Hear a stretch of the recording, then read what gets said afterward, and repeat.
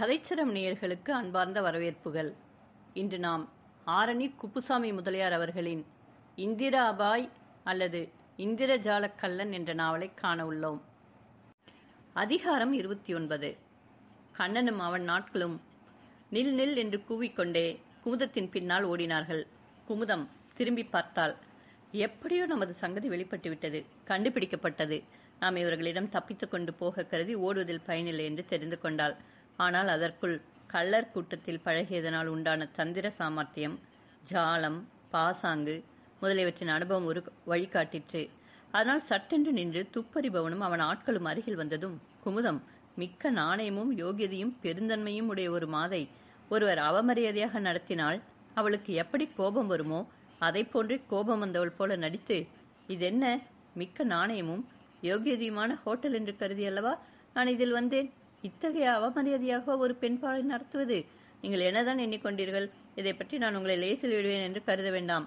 நான் ஒரு தனி பெண்ணாக இருப்பதாலேயே எனக்கு ஆதரவாக ஒருவரும் இல்லை என்று கருதிவிட்டீர்கள் போல தெரிகிறது என்று மிக்க ஆத்திரத்தோடு பேசினாள்.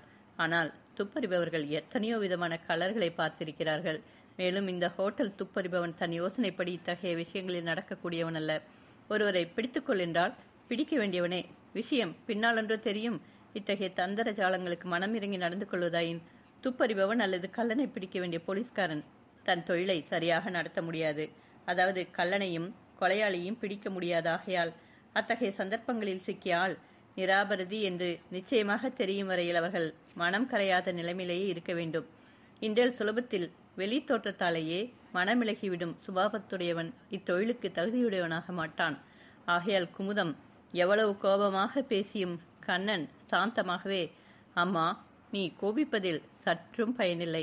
அப்படி ஏதேனும் இதில் தவறு நடந்திருந்தால் பின்னால் அவர்கள் பூரணமாக மன்னிப்பு கேட்டுக்கொள்வார்கள். நான் மேலதிகாரியின் கட்டளைப்படி நடக்க வேண்டியவன். பேசாமல் திரும்பி வா என்றான். அதன் மேல் குமுதம் பரிதாபமாக அழவும் மிக்க பீதியடைந்தவள் போல நடுங்கிக் கொண்டு வேண்டிக் கொள்ளத் தொடங்கினாள். கண்ணனிடம் இந்த ஜாலம் பலிக்கவில்லை. இவள் ஏதோ குற்றம் செய்தே இருக்கிறாள் என்று அனுபவசாலியாக அவன் புத்திக்கு புலப்பட்டு விட்டது. குமுதம் அவனுக்கு இருந்த கொஞ்ச நஞ்ச சந்தேகத்தையும் நிவர்த்தி செய்துவிட்டாள். எவ்வாறெனின் அவனுக்கு லஞ்சம் கொடுக்க முயன்றாள். கண்ணன், இக்கதையெல்லாம் ஒரு பயனுமில்லை. என்னிடம் இதெல்லாம் நடக்காது. என்னோடு வா, இன்றையில் நான் பலவந்தமாக கொண்டு போக வேண்டி வரும் என்றான். அதற்கு மேல் குமுதம் செய்யக்கூடியது ஒன்றுமில்லை. பேசாமல் அவர்கள் பின் திரும்பி ஹோட்டலுக்கு நடந்தார்கள். இதற்கிடையில் சங்கு தன் எலிகளை பிடித்துக் கொண்டான். அவற்றால் ஹோட்டலில் உண்டான குழப்பமும் சற்று தணிந்தது. அதே சமயம் கிருஷ்ணராவ் கீழிறங்க பெட்டியில் ஏறினான். குமுதம் ஹோட்டலின் முன்கூடத்திற்கு அழைத்து வரப்படும் சமயம்தான் கிருஷ்ணராவும் மேலிருந்து அங்கு வந்து இறங்கினான். குழப்பம் அடங்கியிருந்தாலும் அந்த கூட்டத்தில் இன்னும் சொல்ப கலக்கம் இருந்து கொண்டே இருந்தது. சீனாக்காரனாகிய சங்கு மெதுவாக அங்கிருந்து நழுவிவிட பார்த்தான். குமுதம் பணத்தை எடுத்துக்கொண்டு தப்பித்து போய்விட்டாள் என்று அவன் எண்ணி இருக்கிறான். ஆனால் அக்கூடத்தில் வந்த பொழுது குமுதத்தை சிலர் வெளியிலிருந்து அழைத்து வருவதையும் அவள் பயந்து நடுங்கிக் கொண்டே வருவதையும் கண்டதும் திடுக்கிட்டு நோக்கினான். அவள் எப்படியோ சிக்கிக் கொண்டாள் என்று அவன் அறிந்து கொண்டான். குமுதம் சங்குவை கண்டதும் கொஞ்சம் தைரியமடைந்து மறுபடியும் மறுத்து பேச முயன்றாள். ஆனால் சங்கு ஜாடையாக தலையசைத்துவிட்டு தன்னால் ஒன்றும் செய்ய முடியாதென்று காட்டிவிட்டு பிறகு சங்கதியை வெளியிட வேண்டாம் என்று முஷ்டிகரத்தின் சமிக்கை காட்டிவிட்டு மெதுவாக நழுவிவிட்டான். கிருஷ்ணராவ் கண்ணனை நோக்கி, இதோ இவளை பெட்டியில் ஏற்றி மேலுக்கு கொண்டு வாருங்கள். நான் இவள் செய்த குற்றத்தை நிரூபிக்கிறேன் என்றான். உடனே கிருஷ்ணராவ், கண்ணன், அவன் ஆட்கள் யாவரும் குமுதத்தை இழுத்துக்கொண்டு மேலேறினார்கள். இதற்கிடையில் ஜெகதீசன் 511வது அறைக்குள் சென்று சுவரில் சொருகப்பட்டிருந்த கண்ணாடி கருவியையும் அங்கிருந்த ஆயுதங்களையும் எடுத்து பையில் போட்டுக்கொண்டு இந்திராபாயிடம் வந்தான். இந்திராபாய் மிக்க வியப்போடும் கலவரத்தோடும் ஜெகதீசனை நோக்கி, இதென்ன சமாசாரம் என்றாள். ஜெகதீசன் சங்கதி கூற முயன்றான். அச்சமயம் கூடத்தில் எல்லோரும் வரும் சத்தம் கேட்டது. மறு நிமிடம் அறையின் கதவு திறக்கப்பட்டதும் கண்ணனும் அவன் ஆட்களும் குமுதத்தை பிடித்து வந்து அறையில் நின்றார்கள். கிருஷ்ணராவ் கண்ணனை நோக்கி இந்திராபாயை குறிப்பாக காட்டி, பத்திரம், இம்மாதின் பெயர் பத்திரிகைகளில் வெளிப்படலாகாது என்று கூறிவிட்டு குமுதத்தை நோக்கி, இம்மாதை மிரட்டி வாங்கிய பணத்தை எடு என்றான். குமுதம் மறுப்பதில் சற்றும் பயனில்லை என்று அறிந்து உடனே எடுத்து கொடுத்து விட்டாள். கிருஷ்ணராவ் கண்ணனை நோக்கி, நான் கூறியது நினைவிருக்கட்டும். இனி நீ இவளை பிடித்து போய் உன் விசாரணை நடத்திக்கொள் என்றான். கண்ணனும் அவன் ஆட்களும் சென்றதும் ஜெகதீசன் தன்னிடம் இருக்கும் சாமான்கள் அடங்கிய பையை கிருஷ்ணராவிடம் அளித்தான். பிறகு கிருஷ்ணராவ் இந்திராபாய் அருகில் சென்று பணத்தை அவளிடம் அளித்தான். இந்திராபாய் மிக்க வியப்போடு அதை வாங்கிக் கொண்டு, உங்களுக்கு மிக்க வந்தனம். இது ஏமாற்றி பணம் பிடுங்கும் விவகாரம் என்று எனக்கு சற்றேனும் தெரியாமல் போனது இயற்கையே என்றாள். கிருஷ்ணராவ், இவர்கள் ஒரு கூட்டமான கள்ளர்கள். இனி நீ நடந்த சங்கதியை கூறு பார்ப்போம். எவ்வாறு நீ ஒருவரை கொல்ல நேர்ந்தது? யாரை கொண்டதாக கருதி கொண்டாய்? இந்த கள்ளி எப்படி அதில் சம்பந்தப்பட்டால்? யாவும் நடந்தபடி கூறு என்றான்.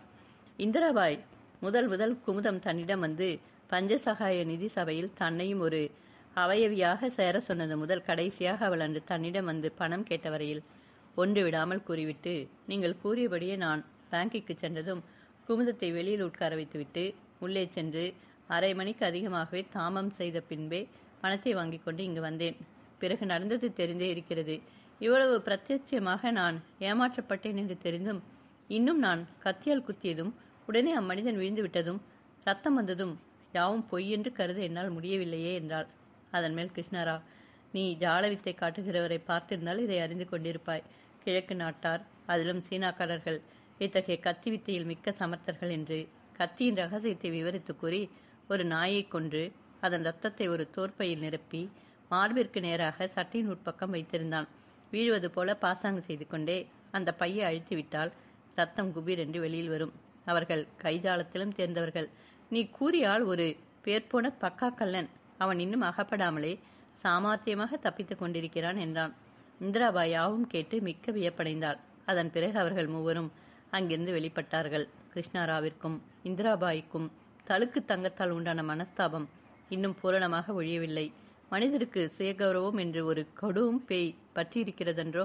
அதனால் இந்திராபாய் கிருஷ்ணராவ் தன்னை அகௌரவமாக மதித்து விட்டாளாதலால் அவன் பட்சத்தில் நியாயம் இருந்ததால் அவனே முதலில் நம்மிடம் மன்னிப்பு கேட்டுக்கொண்டு சமாதானம் கூறட்டும் என்று மர்மமாக இருந்தான். பெண்பாலுக்கு அப்படி இருந்தால் ஆண் பிள்ளைக்கு எப்படி இருக்கும்? மேலும் அவன் உண்மையில் தவறு செய்யாத நிரபராதி. நாம் இவ்வளவு உபகாரம் செய்யும் பொழுது நமது குணங்களை எல்லாம் இவள் கண்டிருக்கும் பொழுது இவள் நாம் கூறிய வார்த்தையை நம்பவில்லை அல்லவா? அவளுக்கே நமது உண்மை தெரியட்டும் என்று அவன் பேசாமலே இருந்தான். ஹோட்டலில் இருந்து இவர்கள் பிரியும் போதேனும் இருவரில் ஒருவர் மனமிட்டு பேசியிருந்தால் இவர்கள் மனஸ்தாபம் ஒழிந்து போயிருக்கும். அந்தோ இருவரும் இன்னும் பிடிவாதத்தை விடவில்லை. இவர்கள் இத்தகைய நிலைமையில் இருக்கும் பொழுது பின்வரும் சம்பவங்கள் நிகழ்ந்தன. ஒரு நாள் பிற்பகல் இந்திராபாய் தன் அறையில் உட்கார்ந்து கொண்டிருக்கிறாள். அவள் அத்தையும் கூட இருக்கிறாள். அச்சமயம் லாயர் பெரியசாமி பிள்ளை அங்கு வந்தான். இந்திராபாய் அவனுக்கு நல்வரவு கூறி முடிவதற்குள் சின்னசாமி வந்து ஜீவாம்பாளை நோக்கி, அம்மா, தங்களை டெலிபோனில் யாரோ கூப்பிடுகிறார்கள் என்றாள். ஜீவாம்பாள் உடனே எழுந்து டெலிபோன் இருக்கும் அறைக்கு சென்றாள். அவள் சென்றதும் இந்திராபாய் பெரியசாமியை நோக்கி, நீ இந்த சமயம் வந்ததை பற்றி நான் மிக்க சந்தோஷமடைகிறேன். ஏனென்றால் நான் உன்னிடம் ஒரு சங்கதியை கூற வேண்டும். அது என்னவெனில், இரவுதான் நான் ஒரு மிக்க அபூர்வமான கனவு கண்டேன். அதாவது என் தந்தை என் கனவில் நீ கிருஷ்ணராவின் நட்பை விட்டுவிட்டு பெரியசாமி பிள்ளையே நம்பினால் அவன் முஷ்டிகரத்தை பிடித்து விடுவான் என்று கூறினார். எனக்கு அது முதல் மிக்க கலக்கம் உண்டாகி மனோ நிம்மதி இல்லாமல் இருக்கிறது என்றாள். அவள் வார்த்தை கேட்ட பெரியசாமி சற்று நேரம் மௌனமாக இருந்தான். பிறகு அவள் அருகில் சென்று மிக்க வினயத்தோடும் அன்போடும், இந்திராபாய், நான் ஆதி முதல் உன்மேல் பூரண காதல் கொண்டிருக்கிறேன் என்று உனக்கு தெரிந்தே இருக்கிறது. நாம் இருவரும் மனம் புரிந்து கொள்வோம். உன் தந்தைக்கு பூரணமாக இத்தகைய விருப்பமே இருந்தது. இதற்கு மட்டும் நீ சம்மதித்திருந்தால் உடனே அல்லது கொஞ்ச காலத்திற்குள் முஷ்டிகரத்தின் தொந்தரவு அடியோடு ஒழிந்து போயிருக்கும். நீ உடனே தயவு செய்து இதற்கு விடையளிக்க பிரார்த்திக்கிறேன் என்றான். இந்திராபாயின் மனோநிலைமை மிக்க கலவரமாக இருந்தது. யாவும் கனவில் நடப்பது போலவே இருந்தது. அவள் தடுமாற்றத்தோடு, சரி, நான் இதை பற்றி சற்று சாவதானமாகவே பதிலளிக்கலாகும். நாளை வரையில் பொறுக்க வேண்டும் என்றாள். பெரியசாமி அப்படியே உன் பிரியப்படி செய் என்று மரியாதையோடு கூறினான். அதற்குள் ஜீவாம்பாள் திரும்பி அங்கு வந்தாள்.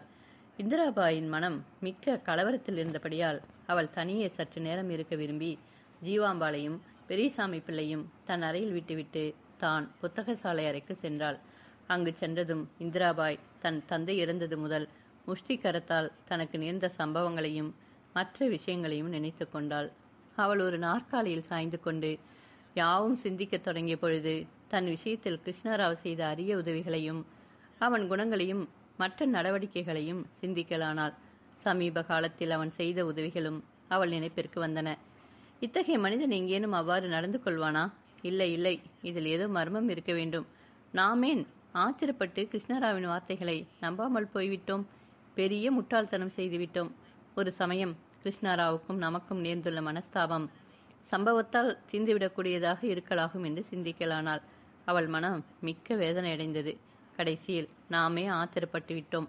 எதற்கும் கேட்டறிந்து உண்மையை அறிந்தே துணிந்து ஒன்றை செய்ய வேண்டும் என்று தனக்குள் கருதி சட்டென்று டெலிஃபோன் அருகில் சென்று கிருஷ்ணாராவை கூப்பிட்டாள்.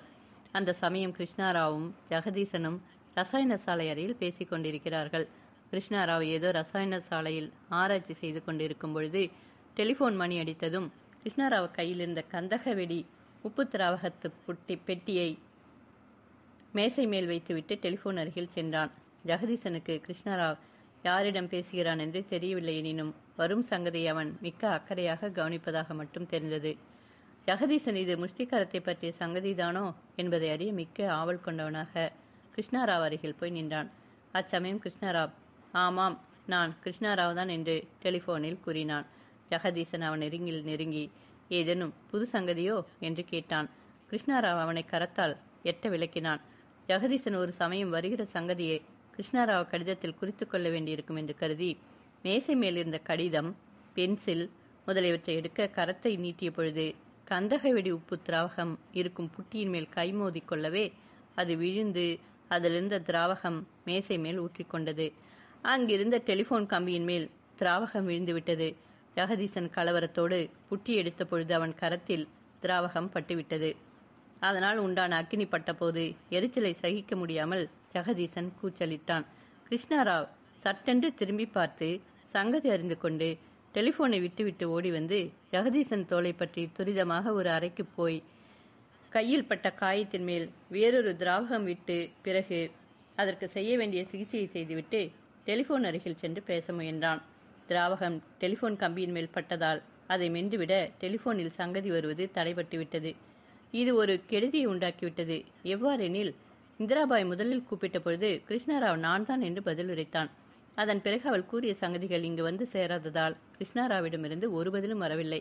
கம்பி அருந்து போன சங்கதி அவள் அறியாள். ஆகையால் நாம் கூறிய சங்கதியை கேட்டு வேண்டுமென்றே நம்மை அலட்சியம் செய்துவிட்டான் என்று எண்ணிக்கொண்டாள்.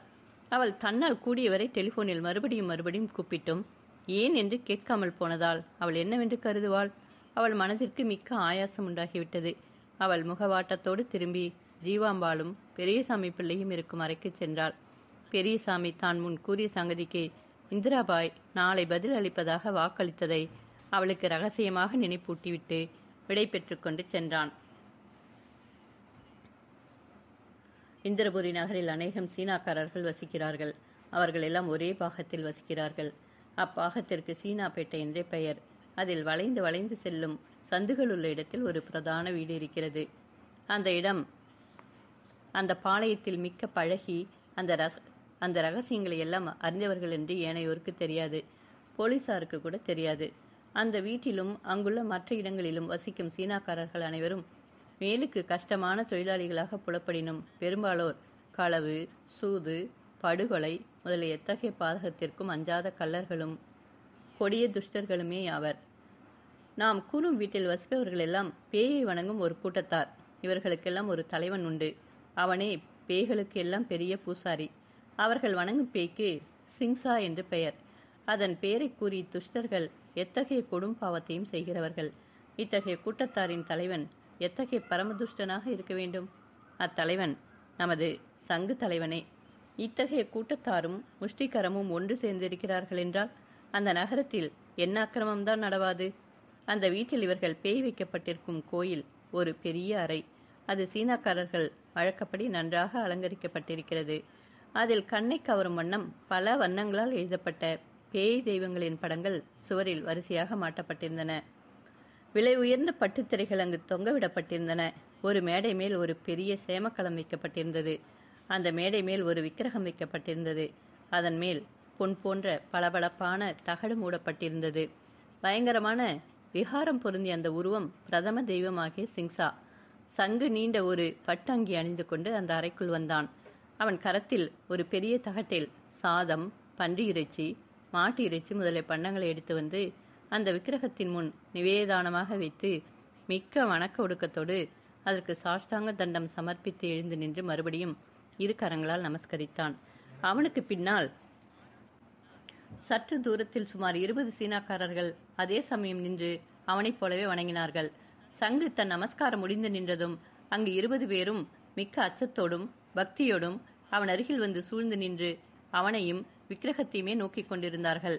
அந்த சமயம் மிக்க வயோதிகனாகிய இன்னொரு சீனாக்காரன் ஒருவிதமான சக்கரத்தை எடுத்துக்கொண்டு அறைக்குள் வந்து விக்கிரகத்திற்கு நமஸ்காரம் செய்துவிட்டு அங்கிருந்து ஒரு முக்காலியின் மேல் அச்சக்கரத்தை வைத்து அதை மெதுவாக சுழற்றத் தொடங்கினான். ஒரு தரம் மந்திரம் ஜபிக்கப்பட்டால் அச்சக்கரம் ஒரு முறை சுழலும் என்பது கணக்கு. அந்த வயோதிகன் மந்திரம் ஜபித்துக் கொண்டே இருக்கையில் சங்கு விக்கிரகத்தின் முன் நின்று அசைவற்று உள்நாட்டத்தில் இருப்பவன் போல தோன்றினான். அவன் சற்று நேரம் அவ்வாறு இருந்த பின் திடீரென்று ஆவேசம் வந்தவன் போல துள்ளி குதித்தான். அங்கிருந்தவர்கள் எல்லாம் அவன் மூலமாக தங்கள் தெய்வம் என்னவோ சங்கதி அனுப்பியிருக்கிறது என்று உணர்ந்து பயபக்தியோடு அஞ்சலிஸ்தியர்களாக அவனை சூழ்ந்து நின்றார்கள். சங்கு தலையை அசைத்து கண்களை பயங்கரமான விதமாக உருட்டி ஆவேசம் வந்தவன் போல இரு கரங்களையும் நீட்டி அங்கிருந்த சேமக்களத்தின் மேல் 2 அறைந்து பிறகு அவர்கள் அருகில் சென்று சந்தடி செய்ய வேண்டாம் என்று கையமர்த்தி, அட புத்திரர்களே, நமது அருமை தெய்வமாகிய சிங்சாவுக்கு ஒரு மனைவி வேண்டும். அவள் அந்நிய நாட்டவளாக இருக்க வேண்டும்.